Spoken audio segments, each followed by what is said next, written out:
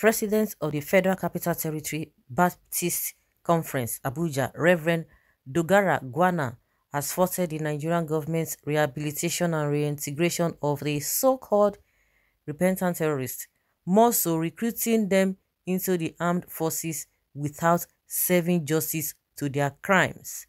Dogara, who decried the ravaging insecurity across the country, which the Christian communities had become the major victims, noted that the government's inactions are emboldened the perpetrators of the dastardly acts on daily basis. Abibuari will now go outside the country and be begging people to come and tag IPOB. Fema Adesina is telling us that IPOB and Yoruba nations, they are and those who failed oppositions, they are the ones behind the answers. Buhari never talked about those who are killing on a daily basis. He never talked about that. Recently, in Ondo State, we learned that Amotekun arrested those who were behind the Catholic Church attacks. But the federal government told us that it was ISWAP because they have faulted them that the manner at which they quickly rushed and just gave that information shows that there's something wrong somewhere, because they believe that when you hear about because as it is now, they cannot even go after all this Boko Haram. So they believe that once people are aware that they are Boko Haram, the people will not want to say anything or will not want to hold the government accountable to say, oh, we have to produce them, because they don't go after them.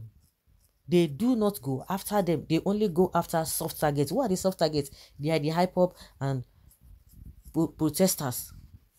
Now, they have been denying this whole thing, that no, it has never happened. It doesn't happen. That they don't recruit this repentant Boko Haram. They don't recruit them into the Nigerian army. But now it's still being confirmed, because if they are not recruiting, why is it that the president of the Federal Capital Territory Baptist Conference, Reverend Dogara, is faulting them on that?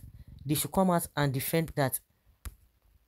Even ordinarily integrating the so-called repentant Boko Haram into the society, it is something that is not going down well with anybody apart from the presidency and those who are supporting them. It's something that is worrisome.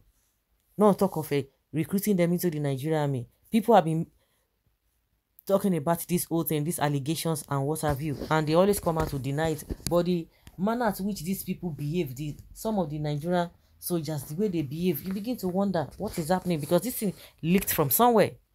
Well, in a statement, the president said, we now have a situation where we have what we call repentant terrorists. So characters who have caused so much pain to families and institutions in the country are now reintegrated into the society and even enrolled in the military. I personally consider this an anomaly and a dangerous trend. While the church preaches forgiveness and restoration, the church also preaches justice based on the biblical principles that establishes sowing and reaping. A man reaps what he sows even when he had repented. The cleric explained that God forgives and restores men, but governments are established to ensure justice, which serves as a deterrent against the perpetuation of criminality. Most recently, in the Kajure area of Kaduna State, some churches were attacked by some usual unknown gunmen, killing 3 people and abducting scores of others. The attacks have become so regular that using the appellation unknown appears a contradiction. Government cannot claim that these men are unknown gunmen, considering the regularity of their operations. Daredevils cannot continue to unleash mayhem on innocent citizens while government maintains that the assailants are unknown. The tragic massacre of Christian worshippers in a church in Owo, Ondo, cannot be easily forgotten. Kidnapping for ransom has become a big business in Nigeria, and the Christian fold has suffered immensely in the menace. Bethel Baptist Comprehensive High School children were taken, and the church went through the harrowing experience of having to pay ransom, and most recently the prelate of the Methodist Church in Nigeria, His Eminence Samuel Kanu Uche, and 2 others were abducted, and the church had to pay huge amounts of money to secure their release. Another clergyman was kidnapped with his wife and son in Oyo State and was asked to pay the sum of 50 million naira before they could be released. A Catholic priest and hundreds of Christians are still languishing in the den of these terrorists. Victims of the train attack are still in bondage, and several people have died in the hands of the men who have practically held Nigeria captive. The attacks are widespread, affecting all areas of the Nigeria society, and everyone, irrespective of his faith, persuasion, has a gory story to share. While commending the President Muhammadu Buhari's commitment in the Democracy Day message to Nigeria, where he promised to end the insecurity before his tenure ends, the cleric urged him to keep his word. We call on the president to keep his word and mobilize all government apparatus to go after these criminals until they are fully rounded up.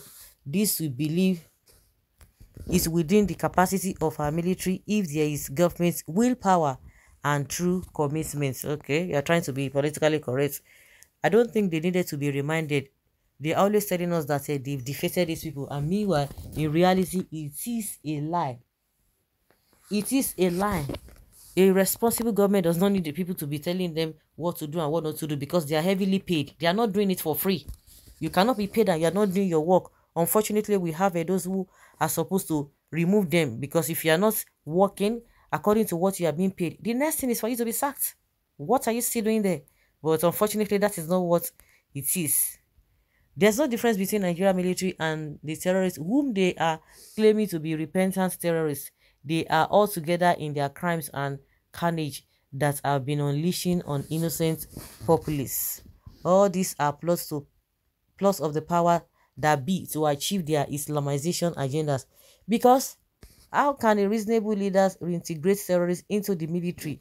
Nigeria is sitting on the gunpowder which will explode anytime soon. Not only the Baptist Church, but some of us, we were many Nigerians too. You can't even use the innocent working Nigerians' hard-earned money to feed, clothe and shelter a criminal. I mean a terrorist. The Nigerian military has completely been destroyed just because some people want to make Nigeria solely their own, where others will be their slaves or be killed if they refuse. This is really, really, really terrible. Buhari's administration has plotted advanced coup against Christians living in Nigeria. This is one of the saddest ways his government has crippled the country's security architecture. That is what led to the collapse of Afghanistan government when they integrated Taliban into the army. They will never learn.